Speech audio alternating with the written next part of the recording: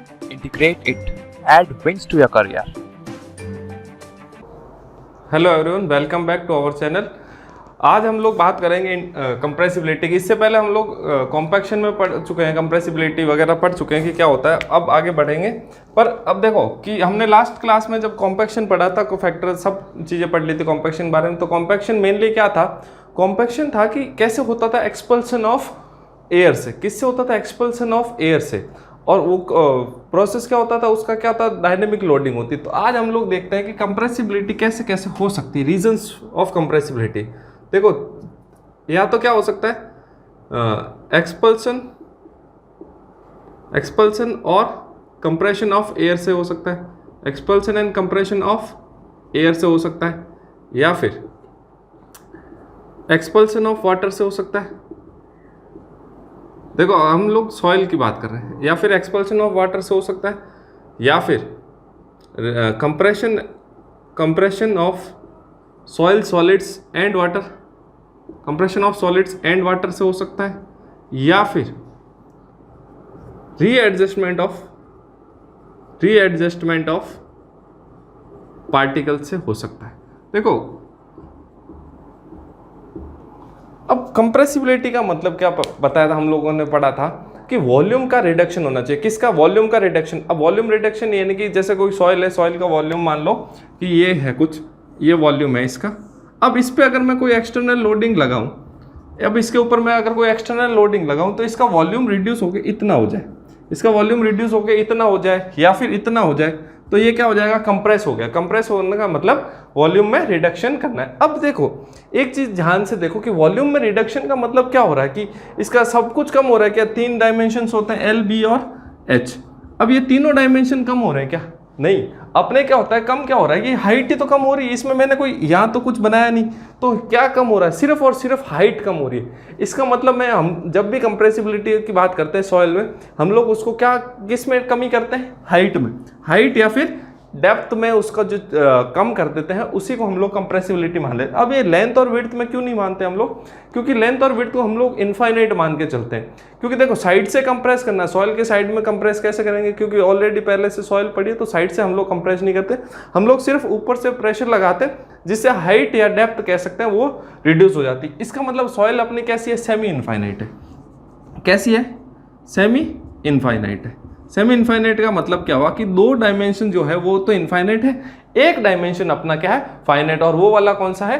Height वाला जो dimension है वो अपना क्या है? फाइनाइट। तो जब भी हम लोग कंप्रेसिबिलिटी की बात करेंगे, हम लोग बात करेंगे रिडक्शन इन हाइट या डेप्थ की। अब वो रिडक्शन इन हाइट या डेप्थ किन किन कारणों से हो सकता है? या तो अब देखो, सॉइल में क्या 3 चीजें हमने पढ़ी है कि एयर पढ़ा है, वाटर पढ़ा है और सॉइल सॉलिड्स। अब तीनों चीजें, अब तीनों में से एक चीज हमेशा ध्यान रखो कि हम जब भी बात करेंगे सॉइल की, तो सॉइल में 2 चीज हमेशा क्या होता है? इनकंप्रेसिबल होती है। 2 चीज हमेशा क्या होती है? इनकंप्रेसिबल।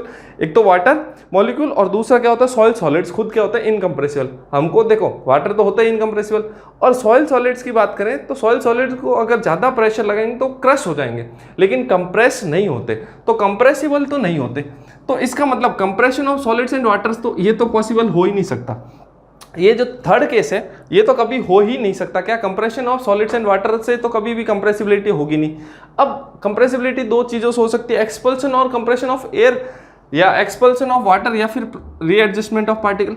अब ये कंप्रेशन और एक्सपल्सन ऑफ एयर, मैंने पिछली क्लास में बात करी थी, ये क्या होता है? कॉम्पैक्शन होता है। ये क्या पढ़ा था अपन लोगों ने? कॉम्पैक्शन पढ़ा था। कॉम्पैक्शन क्या होता है? कंप्रेशन या एक्सपल्सन ऑफ एयर की वजह से। हम लोगों ने देखा था, हमने कोई वो डायनेमिक लोडिंग लगाई थी या इंपैक्ट लोडिंग लगाई थी, तो उसके अगेंस्ट क्या हो रहा था? एयर जो हो रही थी वो रिमूव हो रही थी। ये भी अपन ने इफेक्टिव स्ट्रेस के टाइम बात करी थी। कोई भी लोड आएगा, सबसे पहले हवा, फिर उसके बाद पानी, और उसके बाद सबसे लास्ट में कौन लोड लेता है? Soil solids. तो हवा क्या होगा? सबसे पहले लोड लेने की कोशिश करेगा, पर ले नहीं पाएगा, तो वहां से रिमूव हो जाता है या दब जाता है। तो उसकी वजह से जो होता है वो होता है कॉम्पैक्शन। और अपन ने ये भी बात करी थी, कॉम्पैक्शन में सॉइल कैसी होती है? पार्शियली सैचुरेटेड, यानी कि S ऑलवेज लेस देन 1। इसके बाद देखो, एक्सपल्सन ऑफ वाटर। अब आया एक्सपल्सन ऑफ वाटर, इसी को हम लोग बोलते हैं कंसोलिडेशन। आज हम लोग इस क्लास में हम लोग यही बात करेंगे, कंसोलिडेशन। कंसोलिडेशन ही पढ़ना है अपने को, है ना। और ये भी क्या होता है? रीएडजस्टमेंट ऑफ पार्टिकल का मतलब क्या है कि पार्टिकल का मान लो पहले अरेंजमेंट ऐसा कुछ था, ठीक है, ऐसा कुछ है अरेंजमेंट पार्टिकल का, यानी कि क्यूबिकल एरे में है। अगर ये रोम्बोहेड्रल एरे में चले जाए, रोम्बोहेड्रल एरे मतलब ऐसे ऐसे चले जाएं। अब देखो कि वॉइड्स पहले इतनी बड़ी बड़ी वॉइड्स थी और अब वॉइड्स क्या हो गई, छोटी हो गई। तो इसी को क्या कहते हैं, प्लास्टिक रीएडजस्टमेंट। ये क्या हो गया, रीएडजस्टमेंट। पार्टिकल क्या हो गया, ज़्यादा डेंसर स्टेट में आ गया। तो ये भी अपने किसके अंडर में आता है, ये भी कंसोलिडेशन। अब हम लोग आज देखते हैं कि कॉम्पैक्शन और कंसोलिडेशन में सबसे पहले डिफरेंस देखते हैं। कंसोलिडेशन कितने तरह का होता है, ये सब चीज़ें हम लोग आज पढ़ेंगे, ठीक है। बाकी बस आपको ये ध्यान रखना है कि कॉम्पैक्शन क्या होता है, कंसोलिडेशन और कॉम्पैक्शन में बेसिक डिफरेंस। तो ये आपने देख लिया किस किस की वजह से क्या होता है पॉसिबल, ठीक है। अब देखते हैं कि तो इसका मतलब कंप्रेसिबिलिटी अपने कितने तरह की होगी, दो तरह की होगी। दो तरह की कौन सी भाई, एक तो हो गया अपना कॉम्पैक्शन और दूसरा हो गया अपना कंसोलिडेशन। दूसरा हो गया अपना कंसोलिडेशन, ठीक है।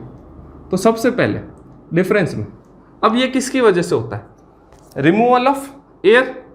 तो इसको हम लोग लिख सकते हैं टेक्निकल भाषा में बात करें तो एक्सपल्शन ऑफ एयर की वजह से। और ये किसकी वजह से होगा, ये अपन ने अभी दो चीज देखी तो उसको दोनों चीजों को अपन अलग अलग कर देते हैं। एक होता है प्राइमरी कंसोलिडेशन जिसको 1 डिग्री कंसोलिडेशन भी बोलते हैं, और दूसरा क्या हो गया सेकेंडरी कंसोलिडेशन यानी कि 2 डिग्री कंसोलिडेशन, ठीक है। एक वैसे टर्शियरी भी होता है पर वो इतना अपने काम का नहीं, ठीक है। तो सबसे पहले कॉम्पैक्शन की बात करें तो एक्सपल्शन ऑफ एयर की वजह से, और ये किसकी वजह से होगा, पहला पॉइंट ये हो गया एक्सपल्शन ऑफ वाटर की वजह से। प्राइमरी कंसोलिडेशन हो जाएगा एक्सपल्शन ऑफ वाटर की वजह से, ठीक है। और ये सेकेंडरी कंसोलिडेशन किसकी वजह से होगा, रीएडजस्टमेंट ऑफ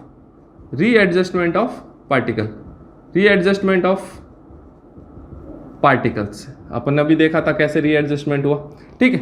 अब ये जो है इंस्टेंटेनियस प्रोसेस, अपन ने कॉम्पैक्शन में देखा था जैसे हमने लोड इम्पैक्ट लोडिंग लगाई तो एयर रिमूव हो रही थी, तो उसी को वो क्या हो गया, इंस्टेंटेनियस प्रोसेस हो गया। यानी कि जैसे ही लोड लगाया वो हाथों हाथ उसमें वॉल्यूम रिड्यूस हो गया, यानी कि अपने हाथों हाथ हो गया इंस्टेंटेनियस। ये क्या है, टाइम डिपेंडेंट। देखो टाइम डिपेंडेंट क्यों है, क्योंकि इसमें पानी निकल रहा है और पानी निकलने में क्या लगेगा, काफ़ी ज़्यादा समय। ऐसे नहीं कि हाथों हाथ पानी निकल जाएगा, ठीक है। पानी निकलने में टाइम लगाता है क्योंकि वो परमेबिलिटी पे भी डिपेंड करता है। किस पे डिपेंड करता है, परमेबिलिटी पे भी। और परमेबिलिटी हम लोगों ने पढ़ी कि ग्रेवल की थोड़ी ज़्यादा होती है, फिर सैंड की, फिर सिल्ट की, और क्ले की तो बहुत कम परमेबिलिटी। यानी कि परमेबिलिटी अगर जितनी कम परमेबिलिटी होगी उतना ही ज़्यादा ये टाइम लेता है, ठीक है। अगर ये टाइम डिपेंडेंट है तो ये भाई साहब तो इसके बाद होते हैं।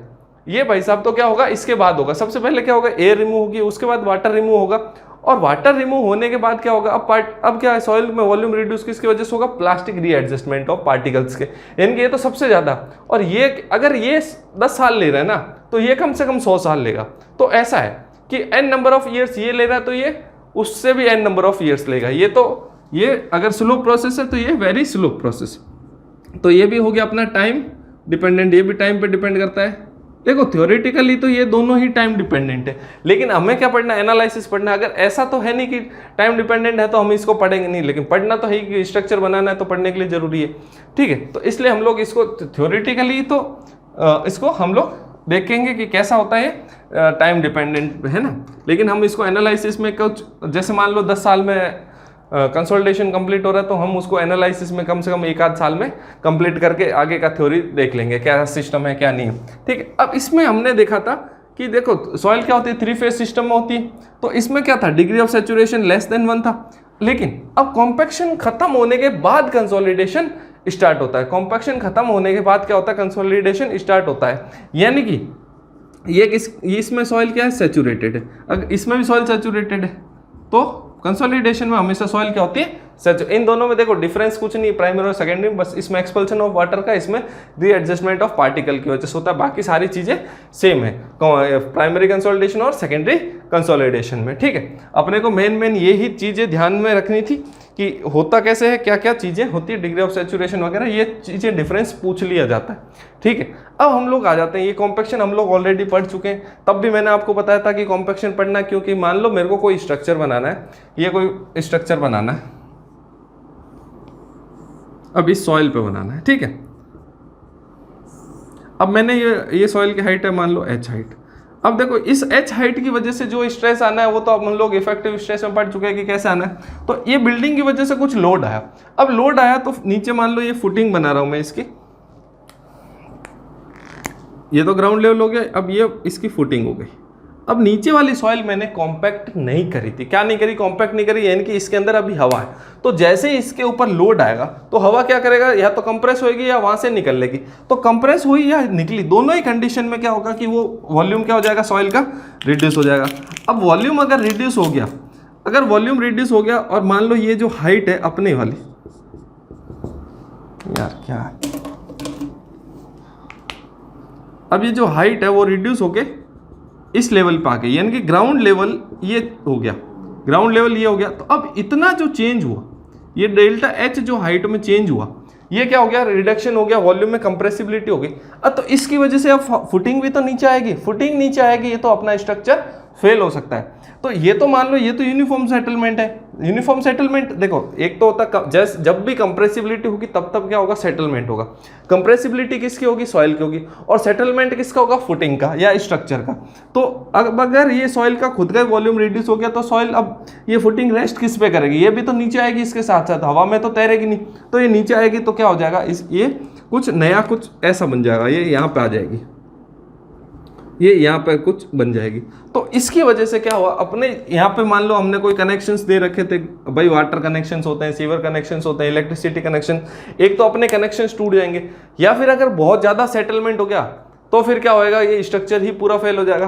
और कभी कभी क्या होता है कि ये तो जैसे हुआ पूरा यूनिफॉर्म सेटलमेंट, मान लो कुछ स्ट्रक्चर्स ऐसे होते हैं अलग अलग, जैसे कॉलम है, ये कोई बिल्डिंग है, इसके अलग अलग मान लो कॉलम्स है, ठीक है, ये 4 अलग अलग कॉर्नर में कॉलम्स है, और चारों ही अलग अलग सेटलमेंट हुए, अलग अलग सेटलमेंट इन द सेंस, अब देखो दिखाने के लिए ऐसा बना रहा हूँ, अलग अलग settlement in the sense, blue colour से देखो, ये तो हो गया भाई साहब इतना ज़्यादा, ये हुआ इतना सा, ये कुछ इतना, ये भी इतना, तो अलग अलग सेटलमेंट। अब देखो बिल्डिंग इस तरफ क्या होगी, मिट्टी ज़्यादा इस तरफ धंस गई, ज़्यादा सेटल हो गया, तो बिल्डिंग क्या हो जाएगी, ऐसे टिल्ट हो जाएगी इस तरफ। अब टिल्ट होने से क्या हो जाएगा, बाद में रोटेट होके ये क्या हो जाएगी, इधर की तरफ गिर जाएगी, यानी कि फिर फेलियर हो गया।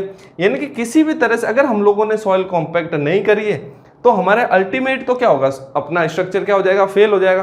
तो हमें कॉम्पैक्ट कराना क्यों जरूरी। अब कॉम्पैक्ट के बाद आता कंसोलिडेशन। कंसोलिडेशन तो क्या है कि अब टाइम डिपेंडेंट है, मान लो हमने कोई स्ट्रक्चर बनाना है तो हम उसका कंसोलिडेशन पहले नहीं कराते। क्यों नहीं कराते, कि अपने को पता है कि टाइम लेगा। अब ऐसा तो है नहीं कि मेरे को आज स्ट्रक्चर बनाना है तो जिस जमीन पे बनाना है उसको मैं 10 साल से उसको कंसोलिडेशन कराऊंगा कि भाई पहले पूरा कंसोलिडेशन हो जाए। यानी कि मेरे को अगर घर बनाना है तो मैं 10 साल वेट नहीं करूंगा, मैं आज के आज बनाऊंगा। तो मैं क्या करूंगा, उसका सिर्फ कॉम्पैक्शन कराता हूँ, कंसोलिडेशन नहीं कराता। लेकिन मुझे उस सॉइल का या उस ग्राउंड का कंसोलिडेशन की हिस्ट्री मालूम होनी चाहिए। किसके लिए, कि इन फ्यूचर कि ये स्ट्रक्चर जो है कितना सेटल होएगा due to consolidation, due to उसमें जो भी पानी है वो बाहर निकलने की वजह से इन फ्यूचर में वो कितना सेटलमेंट होएगा। और उस सेटलमेंट के हिसाब से मैं उसकी फाउंडेशन डिजाइन करूंगा, उसकी बियरिंग कैपेसिटी निकालूंगा, उसकी शेयर स्ट्रेंथ मेरे को पता चलेगी। ये सब चीज़ों की वजह से मेरे को क्या होएगा, एक अच्छा सेफ स्ट्रक्चर बनाने में ये सब चीज़ें मेरी क्या करेगी, हेल्प करेगी। इसलिए मुझे अगर मैं कंसोलिडेशन नहीं भी कर रहा हूँ तो भी मेरे को as a good civil engineer मुझे उस ग्राउंड की कंसोलिडेशन हिस्ट्री तो पता होनी ही चाहिए। बेसिक मस्ट रिक्वेस्ट क्या वो रिक्वायरमेंट है, ठीक है। तो ये चीज़ मुझे पता होनी चाहिए। अब जनरली हम लोग कंसोलिडेशन करते भी हैं कुछ एक सॉइल का। आजकल क्या है कि प्री कंसोलिडेशन वगैरह हो जाते हैं, सेंट्रेंस वगैरह कुछ मेथड से, वरना consolidation with in time limits नहीं होता, ठीक है। अब मैं बात करता हूँ कंसोलिडेशन की। प्राइमरी कंसोलिडेशन की बात करूँगा, सेकेंडरी की नहीं बात करूँगा कि प्राइमरी कंसोलिडेशन कैसे होता है कैसे नहीं होता, ठीक है।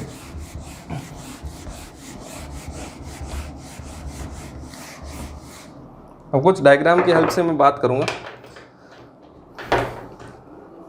Primary consolidation.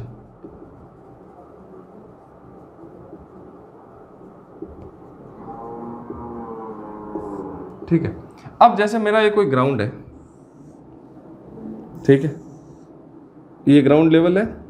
अब इसके अंदर मान लो वाटर मॉलिक्यूल्स प्रेजेंट है। अब इसके अंदर क्या है, मेरे वाटर मॉलिक्यूल्स प्रेजेंट है। अब वाटर मॉलिक्यूल्स कैसे होंगे भाई, कुछ इस पे होंगे ग्राउंड लेवल पे बराबर पे, ठीक है, कुछ यहाँ पे होंगे। तो ये मेरे ग्राउंड पे वाटर मॉलिक्यूल्स प्रेजेंट है। और कुछ क्या होंगे, बीच में भी होंगे भाई। अगर सॉइल सैचुरेट है तो पहली कंडीशन क्या थी, सॉइल सैचुरेट है, भाई कॉम्पैक्शन में क्या हुआ, एयर रिमूव हो गई, एयर रिमूव हो गई तो पीछे से क्या बच गया, जितने भी वॉइड्स थे उसमें सब में क्या बच गया, मेरा वाटर बच गया, तो सॉइल ऑटोमेटिक सैचुरेट हो गई। इसलिए प्राइमरी कंडीशन क्या हो गई मेरे कंसोलिडेशन के लिए कि सॉइल शुड बी सैचुरेटेड। अब ये कोई ऐसा सॉइल था, अब इस सॉइल का मैं अगर मेरे को इस सॉइल का इफेक्टिव स्ट्रेस निकालना हो तो मैं निकाल सकता हूँ, अपने पढ़ा था। अब मान लो मैंने इस पे कोई ऐसे बिल्डिंग बना दी। अब अगर ये मैंने बिल्डिंग बनाई, इस सॉइल का मान लो इफेक्टिव स्ट्रेस पहले जो था सिग्मा डैश नॉट था, सिग्मा नॉट डैश था। अब मैंने बिल्डिंग बनाई, यानी कि एडिशनल लोड आ गया, इनकी सरचार्ज आ गया। अब ये जो एडिशनल लोड है इसकी वजह से मान लो डेल्टा सिग्मा डैश मेरा इफेक्टिव स्ट्रेस क्या हो गया, इंक्रीज हो गया। पहले डेल्टा सिग्मा नॉट डैश था इनिशियल स्ट्रेस, फिर अब मेरे पे आ गया क्या, आ गया delta sigma dash effective stress बढ़ गया। किसकी वजह से, मैंने ऊपर कोई बिल्डिंग कंस्ट्रक्ट कर दी। अब बिल्डिंग कंस्ट्रक्ट करिए तो अब क्या होगा कि कंसोलिडेशन होगा। कंसोलिडेशन कैसे होता है कि वाटर मॉलिक्यूल्स यहाँ से बाहर रिमूव होंगे, ठीक है, बाहर जाएंगे यानी कि या तो एक्सपल्सन होगा।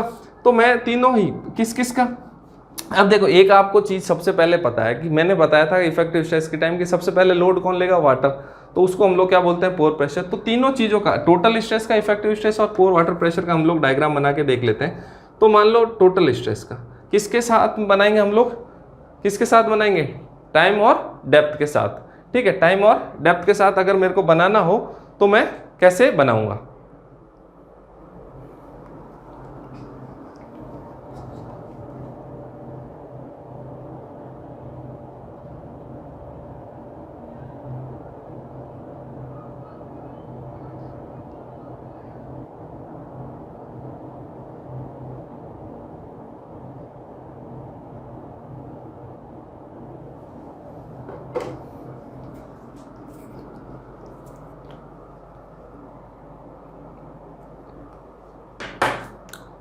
ठीक है। अब मेरे को इसका क्या बनाना है, ग्राफ बनाना है। इन दोनों के बीच में मुझे क्या बनाना है, ग्राफ बनाना है। अब ग्राफ मैं किसके बीच में बनाऊंगा, ग्राफ बनाऊंगा मैं डेप्थ और इफेक्टिव स्ट्रेस के बीच। अब डेप्थ के साथ इफेक्टिव स्ट्रेस वेरी हो रही है तो डेप्थ मेरा रहेगा एक्स एक्सिस पे और वाई एक्सिस पे मेरा क्या रह जाएगा, इफेक्टिव स्ट्रेस।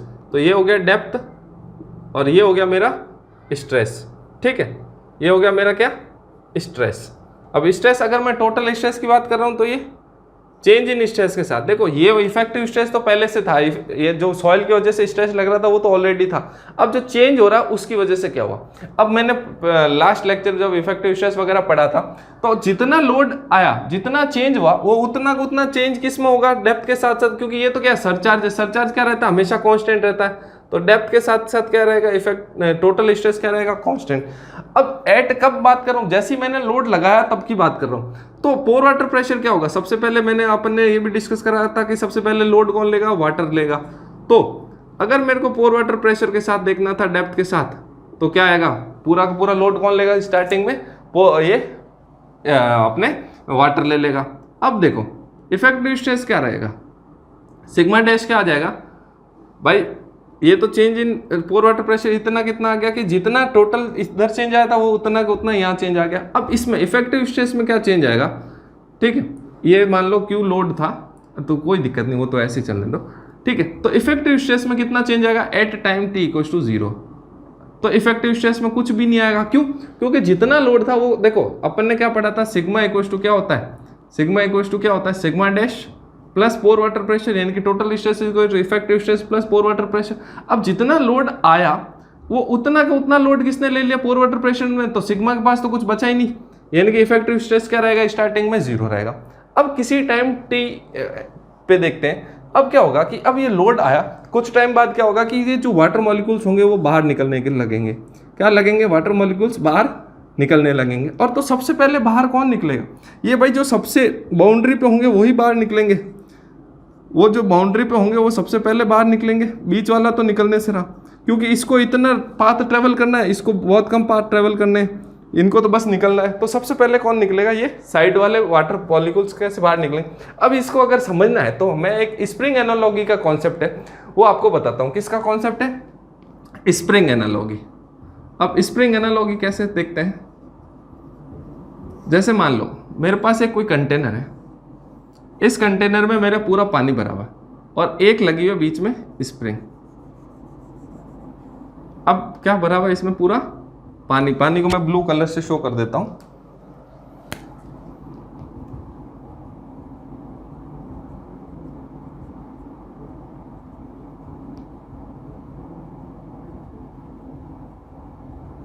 अब ये पानी भरा हुआ है, इसके ऊपर मैंने क्या करा, कोई लोड लगाया, ये कोई लोड लगा रहा हूँ मैं, है ना। और इसमें यहाँ पर क्या है, कोई इसका वॉल्व है कुछ ऐसा, है ना। अब यहाँ पे कुछ वॉल्व है, तो अब मैंने क्या करा, लोड लगाया, कुछ लोड लगाया, मान लो डेल्टा क्यू मैंने लोड लगाया।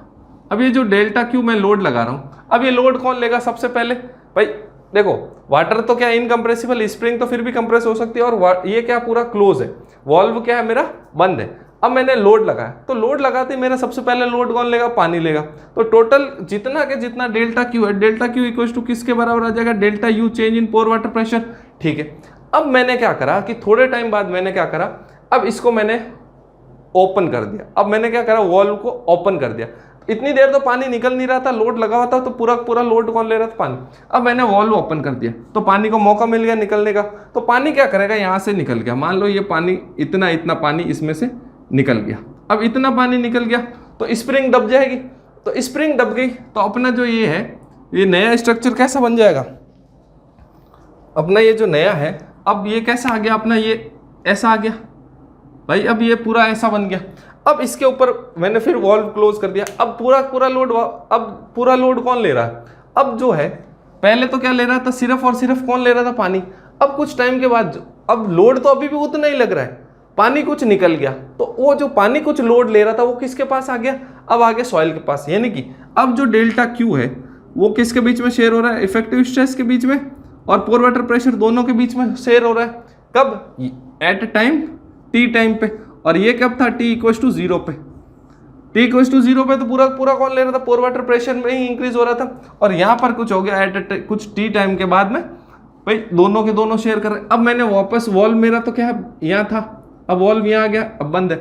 अब मैंने इसको वॉल्व को फिर खोल दिया तो फिर पानी निकल जाएगा, भाई लोड बढ़ा दिया तो अब पानी फिर निकल गया। ऐसे करते करते मेरा धीमे धीमे क्या हो जाएगा, पूरा का पूरा पानी निकल जाएगा, पूरा पूरा पानी क्या हो जाएगा, यहाँ से रिमूव हो जाएगा। अब अगर पूरा पूरा पानी रिमूव हो जाएगा तो पूरा का पूरा लोड किस पे आ जाएगा मेरा, इस स्प्रिंग पे। भाई पूरा पूरा पानी अगर निकल जाएगा तो इस पूरा पूरा लोड किस पे आ जाएगा, इस अपने स्प्रिंग पे, यानी कि इफेक्टिव स्ट्रेस पूरा पूरा। तो इसको अगर मेरे को देखना हो सॉइल के रेस्पेक्ट में, तो स्प्रिंग मेरा क्या है, सॉइल सॉलिड्स है और वाटर मॉलिक्यूल तो वाटर। तो वॉल्व देखो, अब ये सॉइल में से पानी ऊपर और नीचे जा रहा है, तो शुरुआत में क्या होगा, ये तो टाइम t इक्वल्स टू 0 पे देखो पूरा पूरा लोड किसने लिया, वहां पे पानी ले रहा था, ये पूरा लोड आया, पानी ने लिया, और सॉइल के पास कुछ नहीं, वहां पे स्प्रिंग पे पास शुरुआत में कुछ लोड नहीं आया, ठीक है। अब किसी टाइम t पे देखते हैं, अब किसी t टाइम पे, अब देखो भाई टोटल स्ट्रेस तो अभी भी वही है, डेप्थ को मैं d से लिख रहा हूँ, टोटल स्ट्रेस तो अभी भी वही है। अब मेरा कुछ टाइम के बाद अब क्या हो, पानी निकलने की कोशिश कर रहा है, पानी क्या हो रहा है, निकलने की कोशिश कर रहा है। तो पानी कैसे निकलेगा, सबसे पहले किनारों से निकलेगा, यानी कि पोर वाटर प्रेशर। अब किनारों पे पोर वाटर प्रेशर क्या है मेरा, किनारों पे पोर वाटर प्रेशर तो हो गया मेरा 0, क्यों, क्योंकि यहाँ से पानी निकल गया, जब पानी है ही नहीं तो पोर वाटर प्रेशर भी 0। तो धीमे धीमे नीचे बीच में जाते जाते, ये बीच की हाइट पे आते आते ये क्या होगा, मैक्सिमम होगा, फिर वापस ये कम होता रहेगा, कम होता रहेगा, फिर वापस ये क्या होएगा, कम होता रहेगा, और वापस ये 0 पे आ जाएगा। तो ये हो गया मेरा डेप्थ के साथ वेरिएशन किसका, पोर वाटर प्रेशर का। अब अगर मैं इफेक्टिव स्ट्रेस देखना हो, तो इफेक्टिव स्ट्रेस मेरा मैक्सिमम कहाँ रहेगा, भाई जहाँ पर पोर वाटर प्रेशर 0 वहाँ पे इफेक्टिव स्ट्रेस मैक्सिमम, और जहाँ पे पोर वाटर प्रेशर मैक्सिमम वहाँ पे मेरा इफेक्टिव स्ट्रेस क्या रहेगा, मिनिमम। तो ये कुछ ऐसा बनेगा, ये कुछ ऐसा बनेगा, थोड़ा बढ़िया डायग्राम नहीं, ये कुछ ऐसा बनेगा। यानी कि देखो सेंटर में यहाँ पे इफेक्टिव स्ट्रेस कम है, किनारे पे यहाँ पे पोर वाटर प्रेशर 0 था तो यहाँ पे इफेक्टिव स्ट्रेस मैक्सिमम है, और यहाँ पे भी देखो इफेक्ट, जहाँ पे पोर वाटर प्रेशर 0 है यहाँ पे इफेक्टिव स्ट्रेस क्या है, मैक्सिमम। ये कब है, किसी t equals to time equals to t पे, ठीक है। अब मेरे को अगर t equals to infinite time पे देखना है, तो लोड अभी भी वही है, तो टोटल स्ट्रेस, मतलब कहने का मतलब है टोटल स्ट्रेस अभी भी वही है, टोटल स्ट्रेस में कोई चेंज नहीं आएगा। अब क्या हुआ, पानी पूरा पूरा यहाँ से, पानी पूरा पूरा वहाँ से क्या निकल गया, तो पोर वाटर प्रेशर ये आया, u इक्वल्स टू क्या आ गया 0, u इक्वल्स टू क्या आ गया 0। तो अब टोटल स्ट्रेस किसके बराबर आ जाएगा, इफेक्टिव स्ट्रेस, ठीक है। तो ये सिग्मा डैश हो गया, मतलब डेप्थ के साथ, ये तो डेप्थ और ये टोटल हो गया सिग्मा डैश। तो कहने का मतलब क्या है, मैं क्या कह रहा हूँ कि स्टार्टिंग में जितना लोड आएगा वो सॉइल अपने वाटर मॉलिक्यूल्स लेगा, जितना भी लोड सॉइल पे आया, सॉइल के अंदर जो पानी मौजूद है या जो पानी प्रेजेंट है वो उसने लोड लिया और इफेक्टिव स्ट्रेस शुरुआत में आया 0। फिर धीमे धीमे क्या होगा कि पानी वहाँ से जैसे जैसे लोड आया, पानी को धीमे धीमे एहसास होता रहा कि यार अपने औकात से बाहर की चीज़ है, मैं नहीं ले पाऊंगा, तो पानी क्या होगा, धीमे धीमे खिसकना चालू करेगा। खिसकना चालू कहाँ से करेगा, शुरुआत में किनारों से। भाई जो सबसे किनारे पे होगा वही सबसे पहले निकल पाएगा, बीच में से तो कहाँ से निकल पाएगा। तो किनारों वाला निकलता रहा, तो किनारों पे क्या हुआ, इफेक्टिव स्ट्रेस पोर वाटर प्रेशर 0 होता गया और इफेक्टिव स्ट्रेस बढ़ता गया। जैसे जैसे टाइम और बढ़ता गया, एक टाइम ऐसा आया कि सारा का सारा जो पानी था वो वहां से क्या हो गया, रिमूव हो गया, यानी कि वर्ड्स क्या हो गए, पूरी खाली हो गई। ना तो हवा थी, हवा तो पहले हमने निकाल दी, अब क्या हुआ, पूरा पूरा हमने पानी निकाल दिया। तो at time t equal to infinite पे क्या हो जाएगा, effective stress equal to total stress हो जाएगा और पोर वाटर प्रेशर क्या हो जाएगा, मेरा 0 हो जाएगा। तो ये पूरा मेरा प्राइमरी कंसोलिडेशन का कॉन्सेप्ट है। अब बात क्या है कि प्राइमरी कंसोलिडेशन स्टॉप कब होता है। भाई हमने बोला कि t equal to infinite type, अब उसमें भी तो कभी न कभी तो स्टॉप होगा। तो हम लोग कहते हैं कि प्राइमरी कंसोलिडेशन तब तक चलता रहेगा जब तक सॉइल के अंदर पानी बाहर निकलता रहेगा। पानी है तब तक नहीं, पानी बाहर निकलता रहेगा। एक कंडीशन ऐसा आएगा कि अब ये वाटर के मॉलिक्यूल क्या है, बाहर नहीं निकल पाएंगे। ये वाटर के मॉलिक्यूल अब जितने हैं अंदर पड़े हैं, बाहर कभी नहीं निकल पाएंगे। तो जैसे ही पानी निकलना बाहर पानी निकलना बंद हो जाए, प्राइमरी कंसोलिडेशन वहां पे स्टॉप हो जाता है। और जैसे ही प्राइमरी कंसोलिडेशन स्टॉप होगा उसके बाद सेकेंडरी कंसोलिडेशन स्टार्ट होगा। और सेकेंडरी कंसोलिडेशन कैसे होगा, प्लास्टिक रीएडजस्टमेंट है। मैंने बताया था कि पार्टिकल कोई भी पार्टिकल हो या इंसान हो, कोई भी जानवर हो, सबका क्या हो रहता है, मन में टेंडेंसी रहती है कि वो स्टेबल पोजीशन में जाए। हम लोग क्यों पढ़ाई करते हैं, ताकि हम लोग एक अच्छा करियर बनाए, यानी कि स्टेबल लाइफ जिए, अच्छी लाइफ जिए। तो हम लोग भी स्टेबल की तरफ बढ़ रहे हैं। तो पार्टिकल की भी अंदर ये टेंडेंसी होती है कि वो क्या हो, स्टेबल पोजीशन में चला जाए, यानी कि जहाँ से उसको आसानी से कोई रिमूव ना कर सके। ठीक है, उनको रिमूव करने के लिए जोर लगाना पड़े। तो पार्टिकल क्या होगा, रीएडजस्ट करेगा अपनी पोजीशन को। तो उसको हम लोग बोलते हैं प्लास्टिक रीएडजस्टमेंट ऑफ पार्टिकल्स। तो उसकी वजह से सेकेंडरी कंसोलिडेशन होता है। और वो क्या होता है, पार्टिकल रीएडजस्टमेंट बहुत टाइम लेता है, बहुत ही ज़्यादा टाइम। अगर मैं कह रहा हूँ ना, लगभग 10 से 100 गुना के आसपास प्राइमरी कंसोलिडेशन का 10 से 100 गुना टाइम लेता है अपना सेकेंडरी कंसोलिडेशन। ठीक है, अब प्राइमरी कंसोलिडेशन जो होता है जनरली 80 to 90% जो होता है कंसोलिडेशन का, वो प्राइमरी कंसोलिडेशन होता है। और 10 to 20% जो होता है वो क्या होता है, सेकेंडरी कंसोलिडेशन। अब इसलिए हम लोग हमेशा पढ़ाई किसकी करते हैं, प्राइमरी कंसोलिडेशन, क्योंकि सेकेंडरी कंसोलिडेशन तो हम लोग कभी करा ही नहीं पाते, हमारे बस की बात है नहीं। हम जितना भी लोड लगाएंगे हम ज़्यादा कुछ टाइम में पानी निकाल पाएंगे, लेकिन प्लास्टिक रीएडजस्टमेंट तो हमेशा होता रहेगा, बहुत ज़्यादा समय लगे। इतना समय हमारे पास होता नहीं है। ऐसा थोड़ी है कि मैंने आज प्लॉट खरीदा, उसका कंसोलिडेशन कराऊंगा, 100 साल बाद मकान बनाऊंगा। अरे 100 साल बाद मेरी 2 पीढ़ियाँ तो खत्म हो जाएगी, कई होगी तो 3-4 भी हो जाती है। ठीक है, तो कहने का मतलब भाई 100 साल मैं जीऊंगा नहीं, ना मेरे बच्चा जीना है, तो उस प्लॉट का क्या फ़ायदा, तो मैं तो उस पर मकान बना ही नहीं पाऊंगा। तो यही चीज़ है कि कंसोलिडेशन मेरे को क्या चाहिए कि फटाफट करना है, उसके लिए हम लोग यहाँ पे एनालिसिस पढ़ेंगे। एक्चुअली तो होता तो क्या है, टाइम डिपेंडेंट है, लेकिन अब थ्योरेटिकल हम इसको थोड़ा कोशिश करेंगे, पढ़ने की कोशिश करेंगे। बाकी practically it is not possible कि वे विद इन कोई टाइम फ्रेम में हो जाए। ठीक है, और डिपेंड किस पे करता है, मेनली तो परमेबिलिटी पे। जितनी कम परमेबिलिटी उतना ज़्यादा टाइम लेगा कंसोलिडेशन होने में। अब मैं बात करता हूँ कुछ टाइप ऑफ सॉइल होती है कि एनसीसी सॉइल क्या होती है और ओसीसी सॉइल क्या होती है। प्राइमरी कंसोलिडेशन पढ़ लिया हमने कि किसकी वजह से होता है, पोर वाटर के निकलने की वजह से होता है बस। और खत्म कब होगा, बंद कब होगा प्राइमरी कंसोलिडेशन, पूरा कब हो जाएगा, जब पानी निकलना बंद हो जाएगा तब प्राइमरी कंसोलिडेशन पूरा हो जाएगा। और उसके बाद क्या स्टार्ट होगा अपना सेकेंडरी कंसोलिडेशन। और सेकेंडरी कंसोलिडेशन किसकी वजह से होगा, plastic readjustment of solid particles की वजह से होगा। और ये अपन ने स्प्रिंग एनालॉजी से अच्छे से पढ़ लिया कि अपना कंसोलिडेशन क्या होता है, कैसे होता है। देखो कंसोलिडेशन बहुत इंपॉर्टेंट टॉपिक है तुम्हारे। देखो कोई भी अच्छा होता है ना, गलतियां कंसोलिडेशन में अक्सर होती है ना, तो इसलिए कंसोलिडेशन ध्यान से पढ़ना। एक आध क्वेश्चन यहाँ से 100% आएगा। ठीक है, अब मैं किसकी बात कर रहा हूँ कि ओसीसी सॉइल और एनसीसी सॉइल क्या होती है। एनसीसी सॉइल और ओसीसी सॉइल, पहले तो इनको देख लेते हैं नाम क्या होता है। ये होता है normally consolidated clay, normally consolidated clay. ठीक है, और ये होता है अपना over consolidated clay, over consolidated clay. अब होते क्या है, जैसे मान लो ये मेरा कोई ग्राउंड है, इस ग्राउंड में मैंने क्या करा, एक कोई स्ट्रक्चर बनाया अपना 2 फ्लोर का, ये एक और ये मेरे 2 फ्लोर का मैंने कोई स्ट्रक्चर बनाया, ठीक है। अब कुछ टाइम के बाद मैंने क्या करा, इस स्ट्रक्चर को तोड़ दिया। अब मैंने इस स्ट्रक्चर को 2 फ्लोर वाले को तोड़ के मैंने इसको बना दिया 5 फ्लोर का। अब मैंने क्या कर दिया, इसको कितना बना दिया, मेरे 5 फ्लोर का। तो पहले उस पर मान लो दो स्टोरी की वजह से उस पर जो लोड आ रहा था वो मान लो आ रहा था 20 किलो न्यूटन, तो अब 5 की वजह से कितना आ जाएगा, 3 ऐड हो गया तो 50 किलो न्यूटन, ठीक है।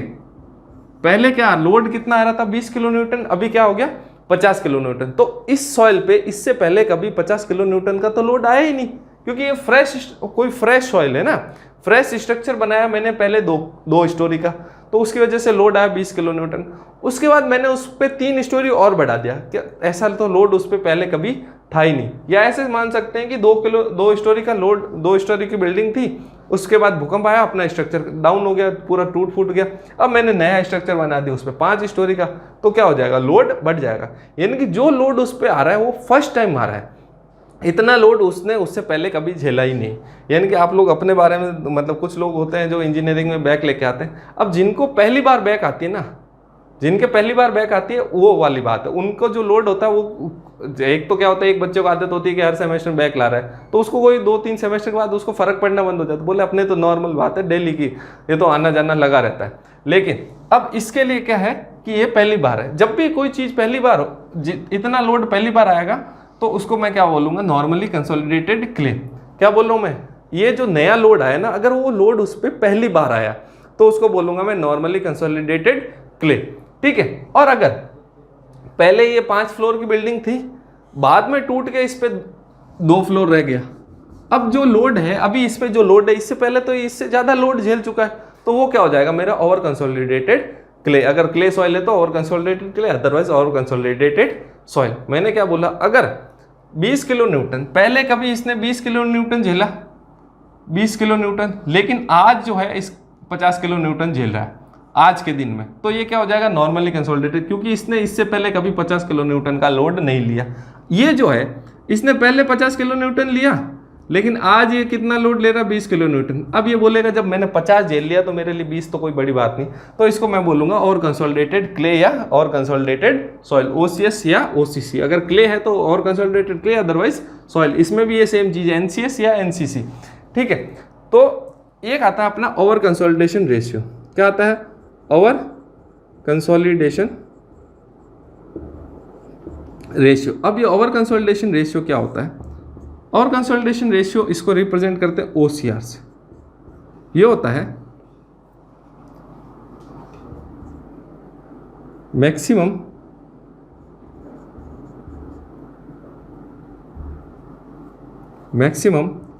Effective stress in past upon maximum effective stress in present. ये क्या बोल रहा हूँ, और कंसोलिडेशन रेशियो क्या होता है, maximum effective stress in past upon maximum effective stress in present, ठीक है। कि इस नीचे तो मैक्सिमम नहीं आएगा, ऊपर आएगा maximum effective stress in past upon effective stress in present. यानी कि इससे पहले मैक्सिमम वो कितना झेल चुका है, अपॉन में आज कितना है उस पर लोड, तो उसको बोलता हूँ मैं और कंसोलिडेशन सॉइल, और कंसोलिडेशन रेशियो।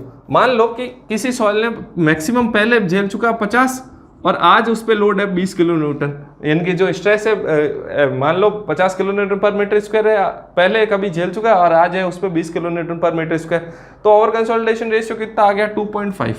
तो ये कौन सी सॉइल हो जाएगी, ये हो जाएगी अपने OCC या OCS सॉइल, और कंसोलिडेटेड सॉइल हो गई, ठीक है। और अगर पहले इस पे 20 लोड था, आज इस पे आ गया 50, तो अब ये कितना हो गया 1/4 हो गया, 1/4 यानी कि 0.25।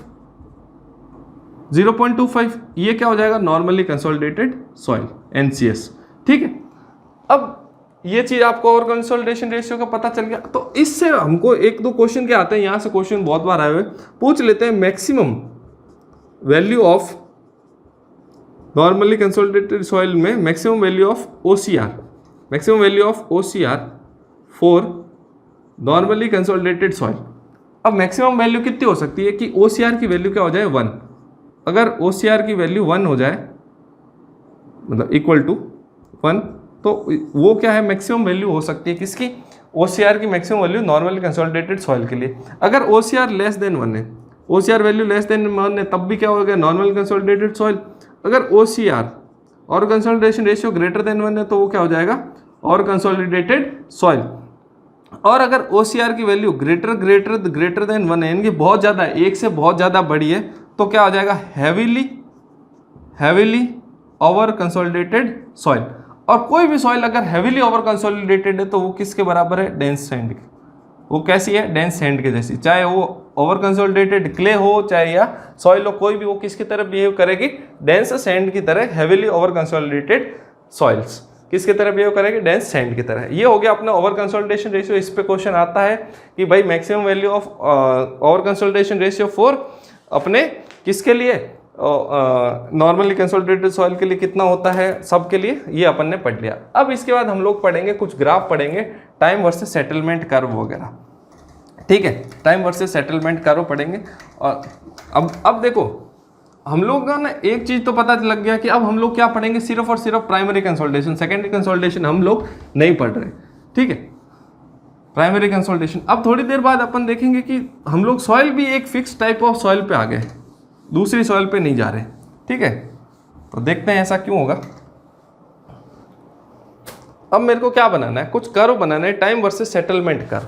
क्या बनाना है मेरे को, time versus settlement, time settlement curve.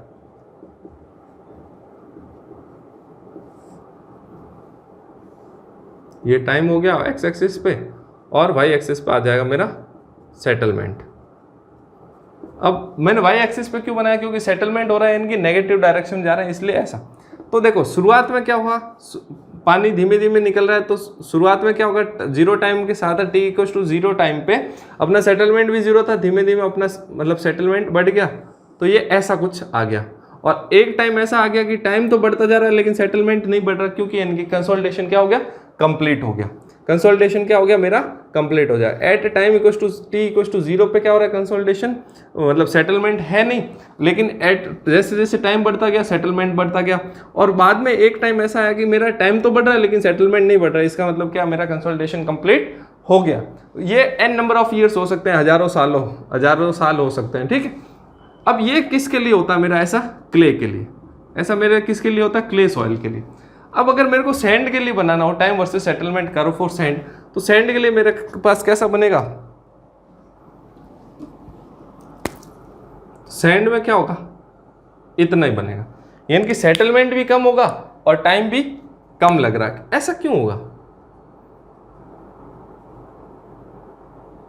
Time भी कम लग रहा है और सेटलमेंट भी कम हो रहा है, क्यों, क्योंकि सैंड की क्या होती है, परमेबिलिटी ज़्यादा होती है, तो पानी क्या होगा, फटाफट पास हो जाए, जैसे लोड आएगा पानी क्या होगा, फटाफट वहाँ से निकल जाएगा। लेकिन क्ले की परमेबिलिटी हमने देखी थी, सैंड और क्ले की परमेबिलिटी में लगभग हजार गुना, मतलब 10⁴ का फर्क था।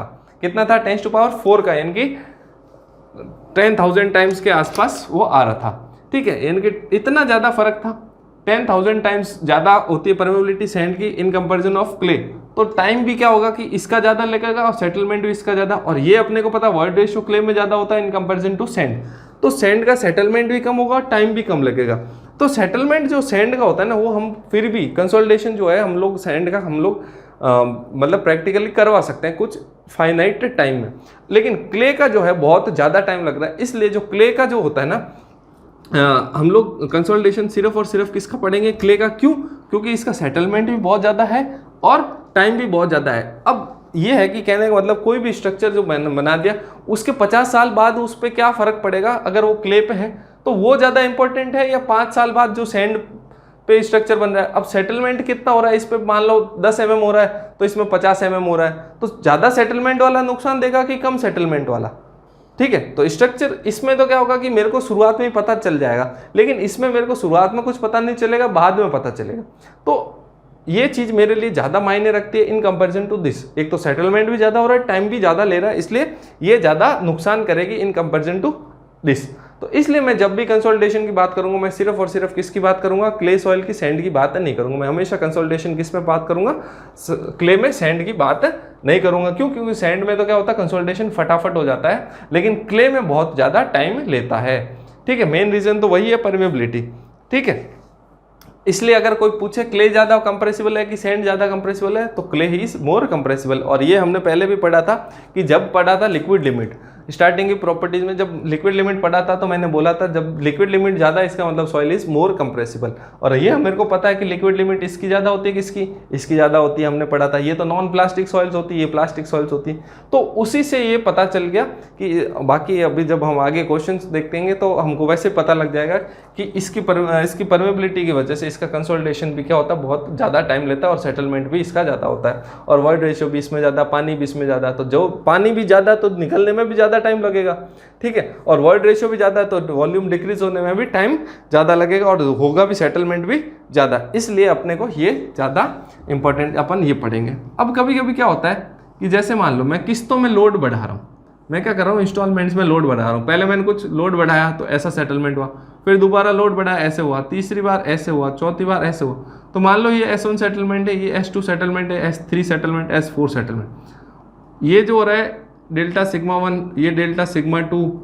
तो ऐसा मेरे अगर भाई मैं इफेक्टिव अगर लोड बढ़ा रहा हूँ ऐसे, तो सेटलमेंट भी उसके हिसाब से होगा। अगर ये मेरे चारों बराबर हो जाए, कौन से चारों, delta sigma 1 equal to delta sigma 2 equal to delta sigma 3, यानी कि जो लोड इंक्रीमेंट है, इनके जो मैं लोड हर बार बढ़ा रहा हूँ वो अगर मेरा सेम है, इनके 5-5 किलो मान लो मैंने हर बार लोड बढ़ाया, तो मेरा जो सेटलमेंट होगा वो होगा S1 is always greater than S2 greater than S3 greater than S4। तो सबसे ज़्यादा सेटलमेंट पहली बार होगा, बाद में थोड़ा कम होगा, उसके बाद और कम, उसके बाद और कम। क्यों? क्योंकि मैक्सिमम वॉल्यूम रिड्यूस यहाँ हो गया, उसके बाद थोड़ा और हो गया, फिर और हो गया, फिर तो कुछ बचा ही नहीं, तो क्या होएगा। तो इसका कभी इस पे क्वेश्चन आया हुआ है कि अगर मेरा लोड इंक्रीमेंट सक्सेसिव इंटरवल में बराबर है तो मेरा सेटलमेंट का क्या पैटर्न होगा। तो सबसे पहली बार सबसे ज़्यादा होगा, सबसे लास्ट बार क्या होगा, सबसे कम होगा, ठीक है। तो इस पे भी आया हुआ है कि तो ये चीज़ें आपको ध्यान में रखनी। अब मैं बात करता हूँ effective stress versus void ratio के कर्व की बात करता हूँ। अब मैं किसकी बात करता हूँ, effective stress versus void ratio curve. किन के लिए पढ़ूंगा मैं, ओवर कंसोलिडेटेड सॉइल्स के लिए भी पढ़ूंगा और मैं नॉर्मली कंसोलिडेटेड सॉइल के लिए भी पढ़ूंगा। और 2 तरह के कर्व बनाऊंगा, यानी कि टोटल में कर्व बनाऊंगा 4। मैं क्या बात कर रहा हूँ अब, void ratio versus effective stress, void ratio versus effective stress. मैं 2 तरह के कर्व बनाऊंगा। एक तो कर्व बनाऊंगा मैं अर्थमेटिक स्केल पे, और एक बनाऊंगा मैं सेमी लॉग स्केल पे, एक बनाऊंगा मैं सेमी लॉग स्केल पे, ठीक है। एक बनाऊंगा मैं OCS सॉइल के लिए और एक बनाऊंगा मैं किसके लिए, NCC सॉइल के लिए, यानी कि 2 और 2 4 कर्व बनेंगे मेरे। तो सबसे पहले मैं बात करता हूँ किसके लिए, NCC सॉइल के लिए बात करता हूँ अर्थमेटिक स्केल पे, NCC अर्थमेटिक, ठीक है। किसमें बनेगा, E वर्सेस वॉइड रेशियो। अब ये अपने को पता है कि डिपेंड कौन सा है, इफेक्टिव स्ट्रेस डिपेंड करता है वॉइड रेशियो पे, वॉइड रेशियो इफेक्टिव स्ट्रेस पे। तो इफेक्टिव स्ट्रेस जैसे जैसे बढ़ेगा वॉइड रेशियो मेरा क्या होगा, वैसे वैसे डिक्रीज होगा। यानी कि वॉइड रेशियो तो आएगा मेरा वाई एक्सिस पे और इफेक्टिव स्ट्रेस आएगा मेरा एक्स एक्सिस पे। तो अगर मानो मैंने कर्व बनाया ऐसे, ठीक है, अब मैंने कर्व क्या बनाया, ऐसे बनाया। अब किसी शुरुआत में मान लो उस सॉइल का वॉइड रेशियो था E0, फिर ये ऐसे अलग अलग E1, E2, E3, ये इनिशियल वॉइड रेशियो। E0 का मतलब इनिशियल वॉइड रेशियो। ये सिग्मा 1, ये सिग्मा 2 डैश लगा दो, सिग्मा 3 डैश, सिग्मा 4 डैश, ठीक है। अब मान लो, अब जैसे जैसे मैं इफेक्टिव स्ट्रेस बढ़ाऊंगा वैसे वैसे मेरा क्या होगा, सॉइल में सेटलमेंट होगा, इनकी वॉइड रेशियो क्या होगा, डिक्रीज होगा। तो ये कुछ ऐसा आएगा, ये क्या आएगा, ऐसा आएगा। अब इसको देखो, शेप देखो, शेप कैसा है, कॉनकेव शेप है। तो पूछ लेते हैं, अगर मैं अर्थमेटिक स्केल पे कोई कर्व बनाना हो void ratio versus effective stress में, तो जो कर्व आएगा NCC सॉइल के लिए, तो उस कर्व का शेप कैसा होगा, कॉनकेव शेप होगा, ठीक है। कैसा होगा, कॉनकेव शेप होगा। अगर यही मेरे को OCC सॉइल के लिए, ओवर कंसोलिडेटेड सॉइल के लिए अर्थमेटिक पे बनाना होता, तो मेरा वही बाकी सारी चीज़ें सेम। तो वॉइड रेशियो ऐसे डिक्रीज होगा, यानी कि कॉन्वेक्स शेप बनेगा। अब देखो ये शेप है ना, अपन जब एक्सपेरिमेंट करते हैं तो एक्सपेरिमेंट से अपने को पता चलता है कि ऐसा ही शेप बनते हैं। अपन पॉइंट्स मिलाएंगे तो अपना शेप कैसा बनेगा, ऐसा ही बनेगा, ठीक है। इसमें हम लोग कुछ नहीं कर सकते, इसमें हम लोग कुछ नहीं कर सकते, ठीक है ना। और मैंने मेरा एमटेक में प्रोजेक्ट इसी पे था और मैंने कर्व्स बनाए थे, मेरे ऐसे ही आए थे, और जो ये एक्सपेरिमेंटली प्रूवन कर्व्स है। तो अपने को देखो कर्व कहाँ से आया अभी वो भी इंपॉर्टेंट नहीं है, अपने को है कि मेनली बनते कैसे हैं और उनकी वजह से क्या क्या इफेक्ट पड़ता है वो चीज़ें पढ़नी है। तो क्या होगा कि अगर मैं एनसीसी सॉइल के लिए इनकी नॉर्मली कंसोलिडेटेड सॉइल कौन सी होती है, जिन पे अभी जो लोड आ रहा है वो फर्स्ट टाइम आ रहा है, इनके ऐसा लोड वो उन्होंने इससे पहले कभी झेला नहीं, इनकी ये जो कर्व बनेगा ये भी फर्स्ट टाइम कर्व बनेगा, ये भी फर्स्ट टाइम। तो इसलिए क्या होगा शुरुआत में लोड चेंज पे, अभी जैसे मैंने बताया था कि वो जो S1 था, जब अगर सेम लोड इंक्रीमेंट कर रहा हूँ तो सेटलमेंट जो हो रहा है फर्स्ट टाइम वो सबसे ज़्यादा हो रहा है। तो देखो शुरुआत में सेटलमेंट क्या होगा, ज़्यादा होगा, बाद में धीमे धीमे लोड इंक्रीमेंट करता जाऊँगा, तब भी मेरा क्या होगा, वॉइड रेशियो क्या होगा, कम ही डिक्रीज होगा। क्योंकि अब जितना भाई वॉल्यूम डिक्रीज होना है मैक्सिमम तो शुरुआत में हो गया, बाद में धीमे धीमे बहुत कम वॉल्यूम डिक्रीज होगा। अब ये जो है ओवर कंसोलिडेटेड जो सॉइल है, इसने तो क्या पहले ये वाला लोड तो झेल चुके हैं, अब इसको ये कुछ नया नहीं है, तो इसमें क्या होगा, वॉइड रेशियो डिक्रीज कम होगा। अब इसके क्या होगा, वॉइड रेशियो डिक्रीज कम होगा शुरुआत में, बाद में क्या होगा, जैसे जैसे वो अपना इफेक्टिव स्ट्रेस बढ़ता जाएगा वॉइड रेशियो डिक्रीज बढ़ता जाएगा, तो शुरुआत में कम बाद में ज़्यादा। तो ये जो कर्व बनेगा एनसीसी सॉइल का अर्थमेटिक स्केल पे, इसको मैं बोलता हूँ वर्जिन कंप्रेशन कर्व।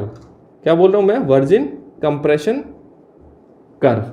क्यों, क्योंकि ये वाला कर्व जो है ऐसा, ये जो सॉइल है इसने ये जो लोड अभी आ रहा है इस पे क्या आ रहा है, फर्स्ट टाइम आ रहा है, इसलिए फर्स्ट टाइम आने की वजह से इस कर्व का जो कर्व बनेगा वो तो कंप्रेशन कर्व बन रहा है, कैसा कॉनकेव शेप, इसलिए इस कर्व को मैं क्या बोलता हूँ, वर्जिन कंप्रेशन कर्व, क्योंकि ये ऐसा पहली बार हो रहा है। ठीक है, अब ये जो कर्व है इस पे कॉन्वेक्स बना, अब ये देखो, अब और कंसोलिडेटेड सॉइल है, यानी कि एक बार तो इसका कंप्रेशन हो चुका है, अब ये इसका क्या हो रहा है, दोबारा से कंप्रेशन हो रहा है, यानी कि रीकंप्रेशन कर्व। इसको क्या मैं बोलूंगा, रीकंप्रेशन कर्व। ये तो हो गया मेरा कंप्रेशन कर्व, ये हो गया रीकंप्रेशन कर्व।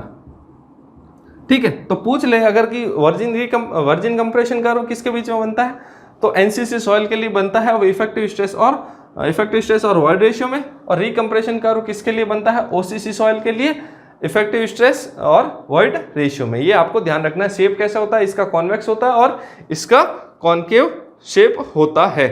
अब देखो, अब अगर कोई कर्व है तो उनका कुछ स्लोप भी होगा, अब कोई कर्व है तो इनका कुछ स्लोप भी होगा, तो स्लोप कैसे निकालते हैं, आप लोगों को पता है tan थीटा होता है स्लोप। इस पे कोई स्ट्रेट लाइन बना दो तो स्लोप आ जाएगा, तो इसका मान लो ये कुछ थीटा स्लोप है, इसका भी ये कुछ थीटा स्लोप है। तो स्लोप कैसे होता है, इसका जो स्लोप आएगा उसको हम लोग बोलते हैं कोएफिशिएंट ऑफ कंप्रेसिबिलिटी और डिनोट करते हैं एवी से। क्या किससे डिनोट करते हैं, एवी से, और इसको बोलते हैं coefficient of compressibility, coefficient of compressibility. ठीक है, कोएफिशिएंट ऑफ कंप्रेसिबिलिटी। अब एवी होगा क्या, अब अपने को पता है, अब वॉल्यूम क्या हो रहा है, रिड्यूस हो रहा है, वॉल्यूम रिड्यूस हो रहा है, इसलिए और स्लोप भी देखो, शुरुआत में क्या हो रहा है, स्लोप क्या हो रहा है, ज्यादा है, बाद में क्या हो रहा है, स्लोप कम हो रहा है, यानी कि स्लोप खुद भी रिड्यूस हो रहा है, यानी कि नेगेटिव। अब देखो होता क्या, Y axis upon X axis, तो वाई एक्सिस में देखो E1 minus E2 minus E1, कोई भी दो वैल्यू ले लेते हैं अपन, कोई भी दो वैल्यू ले लेते हैं भाई, दो वैल्यू यहाँ की ले लो, दो वैल्यू यहाँ की ले लो, तो minus of E2 minus E1 upon में sigma 2 dash minus sigma 1 dash. क्या हो गया, एवी का वैल्यू, अब माइनस हटा दो, माइनस अंदर डाल दो, तो क्या हो जाएगा, E1 माइनस E2 अपॉन में sigma 2 dash minus sigma 1 dash. ये क्या आ गया, मेरा एवी का फॉर्मूला आ गया। अगर मेरे को इसको और देखना हो तो एवी इक्वल टू क्या आ जाएगा, change in void ratio upon में चेंज इन इफेक्टिव स्ट्रेस। भाई ये क्या हो रहा है, अगर E1 माइनस E2 निकालूंगा तो जो वॉइड रेशियो में इन दोनों के बीच में जो चेंज आया वो पता चल जाएगा, और सिग्मा 2 डैश माइनस 1 डैश निकालूंगा वो भी चेंज इन वॉइड रेशियो आ जाएगा, चेंज इन इफेक्टिव स्ट्रेस आ जाएगा।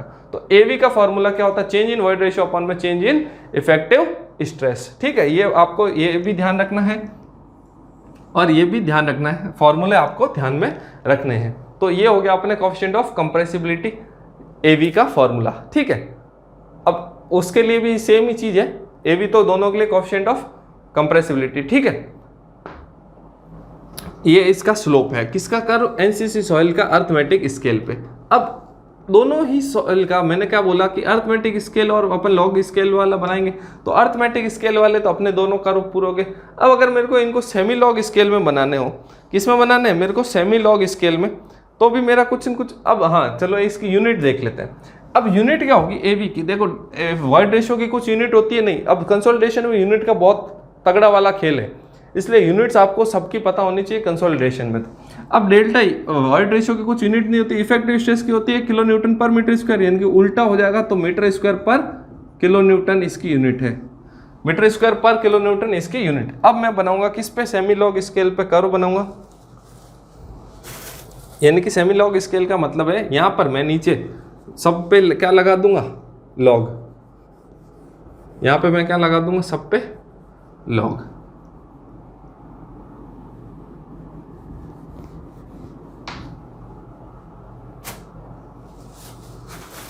ये भी मिटा देते हैं, लॉग स्केल, और ये भी लॉग स्केल, ठीक है। तो अब जो कर्व बनेगा वो बनेगा मेरा स्ट्रेट लाइन, कैसा आएगा, स्ट्रेट लाइन। अगर मेरे को लॉग स्केल में, यानी कि ये log to the base 10 sigma 1 dash, ये भी log to the base 10 sigma 2 dash, ये सब लॉग में, इसको log to the base 10 sigma 4 dash, ऐसे। तो ये क्या आएगा, सब के सब क्या, इनका जो कर्व आएगा वो आएगा एकदम एग्जैक्टली स्ट्रेट लाइन। इसका जो है, अब इसका जो कर्व आएगा वो क्या आएगा, स्लाइट कॉन्वेक्स, क्या आएगा, स्लाइट कॉन्वेक्स आएगा। ओसीएस सॉइल का क्या आएगा, स्लाइट कॉन्वेक्स, जबकि इसका क्या आएगा, एकदम स्ट्रेट लाइन। इसकी पूरी स्ट्रेट लाइन नहीं आ रही, हल्का सा कॉन्वेक्स शेप तो आएगा। और नीचे ये सब किस में है, लॉग में, तो log to the base 10 sigma 1 dash, log to the base ये 2 डैश हो गया, log to the base sigma 3 dash, ऐसे करके ये सब क्या आ जाएंगे, लॉग में आ जाएंगे। अब अगर मेरे को इसका स्लोप निकालना हो तो इसका स्लोप किससे रिप्रेजेंट करूंगा मैं, सीसी से, coefficient of compression, coefficient of compression, या फिर कंप्रेशन इंडेक्स भी बोलता हूं मैं इसको, या फिर मैं क्या बोलता हूं इसको, कंप्रेशन इंडेक्स, या तो कोएफिशिएंट ऑफ कंप्रेशन या कंप्रेशन इंडेक्स। किसके बीच में बनेगा, E versus log of sigma, ठीक है, E versus log sigma, log scale वाले करो। इसमें जो आएगा वो आएगा मेरा सी आर। अब देखो ये पहली बार ये सी आ रहा है तो कंप्रेशन, ये आ जाएगा कोएफिशिएंट ऑफ रिकम्प्रेशन, कोएफिशिएंट ऑफ रिकम्प्रेशन, रिकम्प्रेशन, बस ये आपको ध्यान में रखना है। अब इसका फॉर्मूला क्या हो जाएगा भाई, जैसे एवी का क्या आया था, E2 माइनस E1 अपन सिग्मा वाला था, तो यहाँ पे सीसी का फॉर्मूला क्या हो जाएगा, वही सेम डेल्टा ई अपॉन में, भाई ऊपर वाली चीज तो इसमें भी सेम है। अब नीचे क्या आ जाएगा, log to the base 10 sigma 2 dash minus log to the base 10 sigma 1 dash, ठीक है। अब लॉग की प्रॉपर्टी क्या होती है, माइनस वाला आ जाता है अपॉन में, डिवाइड में, यानी कि सिग्मा 2 डैश अपॉन में सिग्मा 1 डैश आ गया। अब सिग्मा 2 डैश किसके बराबर है, sigma 2 dash is equal to किसके बराबर है, sigma 1 dash plus delta sigma. भाई सिग्मा 1 में कुछ मैंने चेंज करा तभी तो सिग्मा 2 डैश आया, तो ये मेरा क्या हो जाएगा, सीसी का फॉर्मूला हो गया मेरा, CC equals to delta E upon में log to the base 10 sigma 2 dash upon में सिग्मा 1 डैश, ठीक है। तो ये मेरे को सीसी का, अब रिकम्प्रेशन वाले का फॉर्मूला भी ऐसा ही आएगा, देखो सी आर का फॉर्मूला भी ऐसा ही आएगा। लेकिन कभी कभी पूछ लेते हैं सी आर और सीसी में क्या रिलेशन है, तो सी आर जो होता है लगभग 1/10 to 1/5 ऑफ सीसी होता है, 1/10 to 1/5 ऑफ सीसी। अब इतना ही क्यों, क्योंकि देखो अब ओवर कंसोलिडेटेड सॉइल है, ऑलरेडी इसका कंप्रेशन हो चुका है पहले, अब क्या होएगा, बहुत कम कंप्रेशन होएगा, इसलिए इसका जो कोएफिशिएंट आएगा वो भी बहुत कम आएगा, क्योंकि कंप्रेशन भाई इसने तो पहले लोड ज़्यादा झेल लिया ना, अब तो इसके उससे कम है, पहले जो लोड था उससे कम है, तो इसका कंप्रेशन भी क्या, कंप्रेशन इंडेक्स भी क्या आएगा, इसका कम आएगा। इसको बोलते हैं रिकम्प्रेशन इंडेक्स या कोएफिशिएंट ऑफ रिकम्प्रेशन, और सीसी को बोलते हैं कोएफिशिएंट ऑफ कंप्रेशन या कंप्रेशन इंडेक्स। ये होता है एग्जैक्टली स्ट्रेट लाइन, ये होता है स्लाइट कॉन्वेक्स। पूछी जाती है चीजें, सेप इसलिए लिख रहा हूं क्योंकि चीजें ये सारी की सारी पूछी जाती है, इसलिए आपको ध्यान में रखना। कुछ देखो एक दो और फॉर्मूले हैं डायरेक्ट सीसी के, वो मैं आपको लिखवा देता हूं। सीसी का कुछ डायरेक्ट फॉर्मूले कर्व हो गया तो इसलिए इधर से मिटा देता हूं। अब उन डायरेक्ट फॉर्मूलों पे सवाल पूछ लिए जाते हैं। सीसी का एक फॉर्मूला है, CC is equal to 0.009 WL minus 10, liquid limit minus 10। एक है CC equal to 0.007 WL minus 10, ये भी लिक्विड लिमिट है। अब ये दोनों में से कौन सा कब लगेगा ये पूछा जाता है कि, तो ये होता है जब हमको देखो, ये अगर मेरे को सीसी निकालने को बोले और ये कुछ चीज़ें नहीं दी हुई हो, ना इफेक्टिव स्ट्रेस दिया और ना वर्ड रेशियो, तो मैं सीसी कैसे, और मेरे को सिर्फ लिक्विड लिमिट दे दे तो मैं ये फॉर्मूला लगा दूंगा। तो जो ऊपर वाला फॉर्मूला है वो मेरे किसके लिए लगेगा, अनडिस्टर्ब्ड सॉइल, अनडिस्टर्ब्ड सॉइल, यानी कि सॉइल जो स्ट्रक्चर है वो अनडिस्टर्ब्ड है। और ये वाला जो लगेगा वो मेरे लगेगा रीमोल्डेड सॉइल के लिए, किसके लिए लगेगा, रीमोल्डेड सॉइल, या फिर low to medium sensitive soil, low to medium sensitive clays के लिए, ठीक है। और ये क्या हो जाएगा, लेस, ये क्या हो जाएगा, हाई सेंसिटिव क्ले या मीडियम सेंसिटिव क्ले के लिए। मेनली तो आपको डिस्टर्ब्ड और अनडिस्टर्ब्ड ध्यान रखना है। ये अनडिस्टर्ब्ड के लिए ये डिस्टर्ब्ड, रिमोल्डेड ही डिस्टर्ब्ड होती है, ठीक है।